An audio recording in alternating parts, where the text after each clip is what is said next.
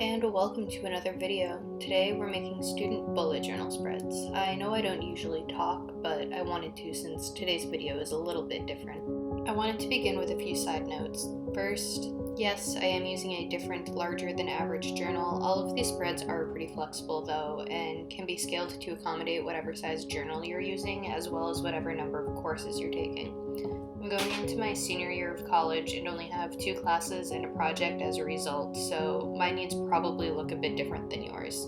Lastly, I will be leaving all of these spreads blank because, well, 1, the internet is sketchy, but for 2, I don't even have my schedule finalized yet. And now we can get into the actual spreads. We're starting off with a weekly schedule spread. This one is pretty straightforward. I labeled the columns with times from 6 a.m. to midnight, leaving out hopefully when I will always be asleep.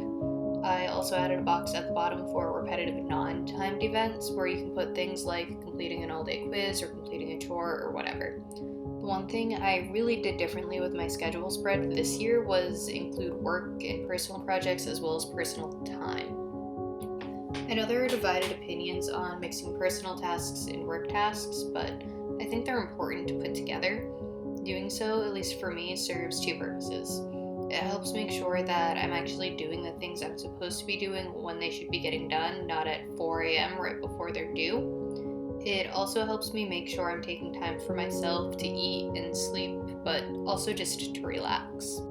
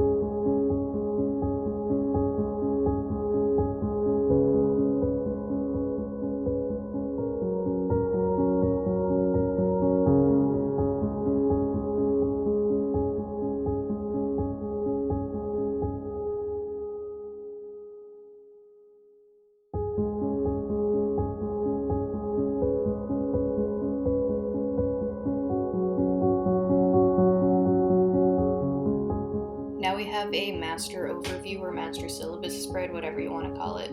It includes each month for the next 5 months. I go to a weird school where I actually only have my current set of classes until October, but I included the later months anyway because I have a project that actually extends to the end of the academic year and I wanted to be able to look forward a little bit. Also, I had the space in this journal. I included a space for each day of the month, somewhere to write down tasks for each month, and a key at the bottom, which includes all of my content platforms and work in addition to my classes. Again, I wanted to be able to make sure that I had a really good idea of everything that I had to do. I chose to make markers for different kinds of tasks as well, so tests, projects, work deadlines, whatever. This was inspired by Caitlin De Silva over at Caitlin's Corner. Though I will say that I do wish I had made my mini calendars a little bit bigger and a little bit more spacious to make the symbols easier to use.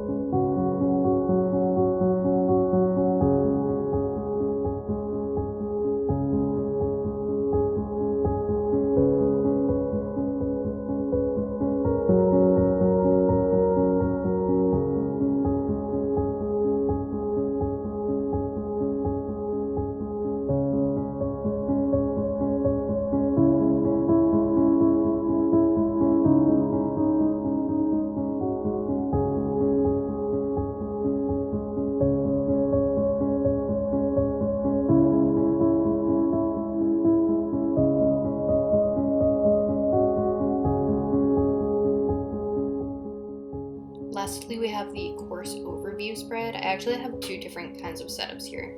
The first is on the left, and it's the kind of general setup I've been using for years. I have a spot for the course title, the professor's name and email, an attendance tracker, somewhere to keep track of grades, and then a spot for notes as well. This year, the notes section will likely mostly be whether or not the course is online and what the Zoom call ID is. I also have a spot for my NQP, which is essentially a senior thesis, I suppose. I have no idea what I'll actually be doing, so I just created a spot to keep track of tasks and a spot to keep track of notes, with the knowledge that I'll likely be creating several spreads throughout the school year to try and keep track of this particular project as it progresses and as my understanding of it changes.